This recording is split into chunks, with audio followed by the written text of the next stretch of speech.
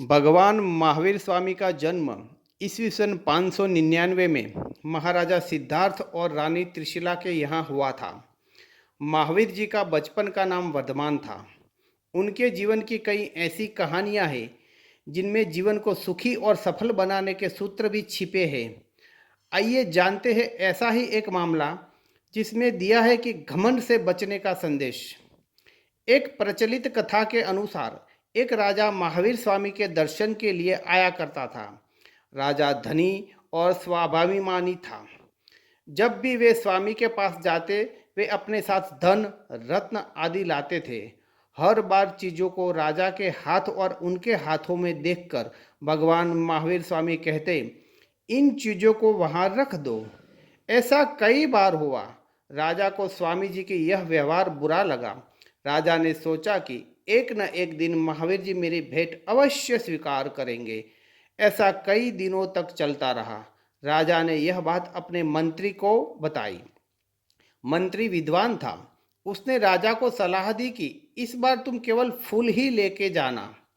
मंत्री की सलाह मानकर राजा सुंदर पुष्प लेकर भगवान महावीर के सामने पहुँचे। इस बार भी महावीर जी ने उन्हें चले जाने को कहा। यह सुनकर राजा फिर निराश हो गया। वह फूल को वहीं छोड़कर लौट आया। उन्होंने यह बात मंत्री को भी बताई। मंत्री ने इस बार कहा कि राजन, इस बार तुम खाली हाथ जाओ।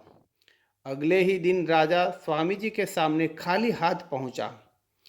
राजा ने महावीर स्वामी से कहा कि मैं कई दिनों से आपके लिए कीमती चीज़ें लाता आ रहा हूँ, लेकिन हर बार आप कहते हैं कि इसे रख दे।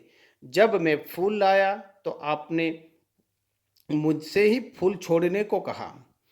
आज मैं खाली हाथ आया हूँ, अब आप क्या कहते हैं भगवान? महावीर स्वामी ने मुस्कुराते हुए कहा कि हे राजन, अब आप स्वयं को छोड़ दीजिए। महावीर जी के इन वचनों को सुनकर राजा मन ही मन में समझ गया कि भगवान मेरे अहंकार को कम करने की बात कह रहे हैं। राजा ने भगवान महावीर स्वामी को प्रणाम किया और अहंकार त्यागने का संकल्प भी ले लिया। भगवान महावीर स्वामी की इस छोटी सी प्रसंग से हमें क्या सीख मिलती है, क्या उपदेश मिलता है, आइए समझते हैं विस्तार से। हमें कभी भी अहंकार नहीं करना चाहिए।